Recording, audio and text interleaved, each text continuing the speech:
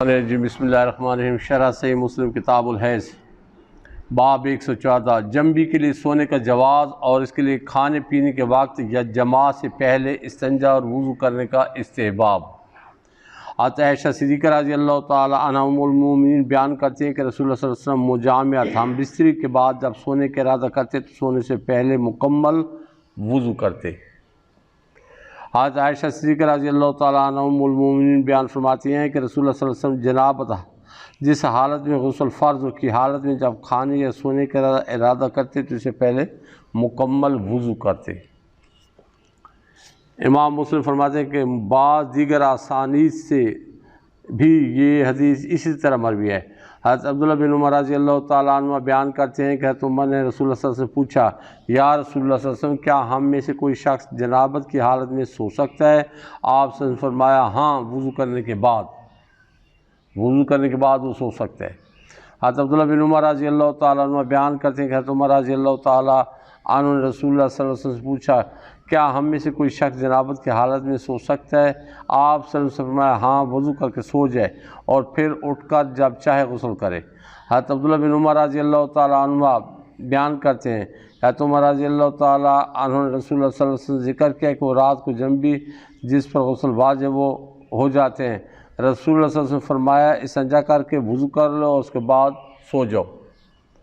عبداللہ بن ابی قیس کہتے ہیں کہ میں نے حضرت عائشہ صدیقہ رضی اللہ تعالیٰ عنہ ام المومنین سے رسول اللہ صلی اللہ علیہ وسلم کے وطر پڑھنے کا طریقہ پوچھا، آپ نے وہ طریقہ بتلا دیا۔ پھر میں نے حضرت عائشہ صدیقہ رضی اللہ تعالیٰ عنہ ام المومنین سے پوچھا کہ رسول اللہ صلی اللہ علیہ وسلم حالت جنابت میں کیا کرتے تھے، نیند سے پہلے غسل کرتے تھے یا نیند کے بعد؟ اما جی عائشہ صدیقہ رضی اللہ تعالیٰ عنہ نے فرمایا کہ آپ دونوں طرح کرتے تھے، کبھی غسل کر کے سوتے اور کبھی وضو کر کے سوتے۔ میں نے کہا اللہ تعالیٰ کا شکر ہے جس نے دین کے ہر معاملہ میں آسانی فرمائی ہے۔ امام مسلم فرماتے ہیں کہ ایک اور سند سے بھی یہ حدیث اس طرح منقول ہے۔ حضرت ابو سعید خدری رضی اللہ تعالیٰ عنہ بیان کرتے ہیں کہ رسول اللہ صلی اللہ علیہ وسلم نے فرمایا، جب تم میں سے کوئی شخص اپنی بیوی کے ساتھ ہم بستر ہو اور پھر دوبارہ یہ عمل کرنا چاہے تو درمیان میں وضو کر لیا کرے۔ ہم بستر کیے اور پھر دوبارہ ارادہ ہے تو وضو کر لیا کرے اور اس کے بعد دوبارہ ہم بستر کرے، کیونکہ اگر اسی طرح دوبارہ ہم بستر کرتے اس میں بہت سارے جو ہے نا بیماریوں کو پھر خدشہ ہے۔ اس سے بچنے کے لیے کہ دین اسلام دین فطرت ہے، اور میرے آقا پاک صلی اللہ علیہ وسلم نے جو ہمیں آج سے 1400 سال پہلے بتایا وہ حق ہے، ہر لحاظ سے، صحت کے لحاظ سے بھی اور روحانی لحاظ سے بھی۔ مجامعت کے بعد دوبارہ مجامعت کرنے یا سونے سے پہلے وضو کرنے کے استحباب۔ علامہ یحییٰ بن شرف نووی لکھتے ہیں، اس باب کی تمام احادیث کا خلاصہ یہ ہے کہ جنبی کے لیے غسل سے پہلے کھانا پینا سونا اور جماع کرنا جائز ہے، اور اس پر سب کا اتفاق ہے، اور اس پر اجماع ہے کہ جنبی کا بدن اور اس کا پسینہ پاک ہے۔ اور ان احادیث میں یہ بات بھی ہے کہ ان کاموں سے پہلے جنبی کا وضو کرنا مستحب ہے، خصوصاً اس وقت جب اس عورت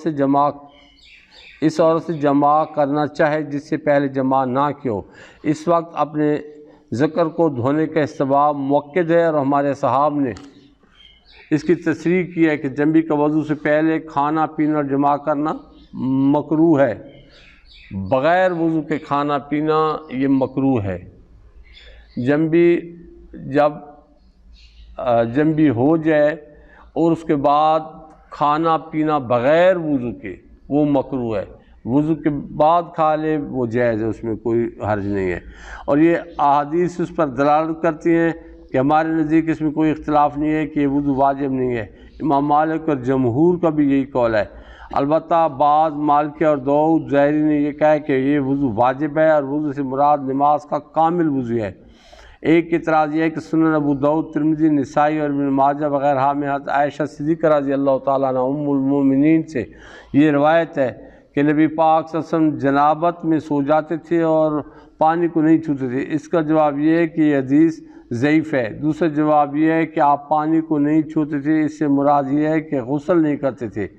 تیسرا جواب یہ ہے کہ بعض اوقات آپ پانی کو بیان جواز کے لیے نہیں چھوتے تھے، کیونکہ اگر آپ ہمیشہ سونے سے پہلے وضو کرتے تو اسے وضو کرنے کے وجوب کا وہم ہوتا۔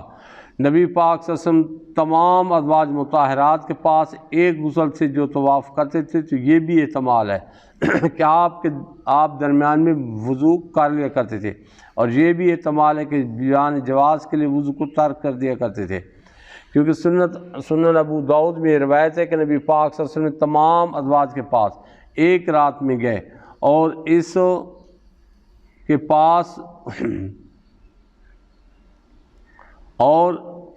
غسل کرتے تھے۔ آپ سے عرض کیا گیا، یا رسول اللہ، آپ نے ایک ہی غسل پر کفایت کیوں نہ کر لی؟ آپ نے فرمایا اس میں زیادہ پاکیزگی اور طہارت ہے۔ امام ابو داؤد نے کہا پہلی حدیث زیادہ صحیح ہے، اور یہ بھی ہو سکتا ہے کہ بعض اوقات بیان جواز کے لیے غسل نہ کیا ہو اور بعض اوقات حصول فضیلت کے لیے غسل کیا ہو۔ جنابت کے بعد سونے سے پہلے جو غسل کیا جاتا ہے، اس کی حکمت کے بیان میں بعض علماء شافعیہ نے کہا تاکہ حدث میں تخفیف ہو۔ علامہ مازری مالکی نے کہا تاکہ وہ طہارت پر سوئے، اگر اس دوران موت آ جائے تو طہارت پر موت ہے۔ علامہ مازری نے کہا اس قیاس پر حائضہ کو بھی سونے سے پہلے وضو کر لینا چاہیے، اور علماء شافعیہ نے کہا کہ حائضہ کی وضو کرنے کا کوئی فائدہ نہیں ہے۔